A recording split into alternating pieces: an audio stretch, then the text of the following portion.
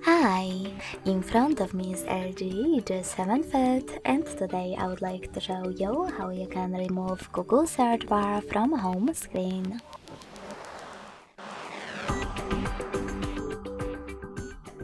Firstly, you can simply hold your search bar and wait for remove section to show up.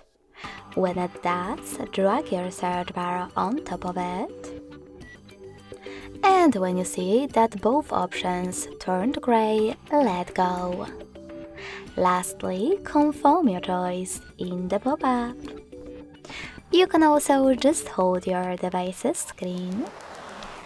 Click on this X at the top left corner of your search bar and confirm your choice in the same pop-up.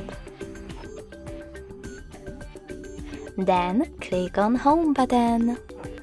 Thanks so much for watching. If you enjoyed this video, don't forget to leave a like, comment and subscribe. Bye!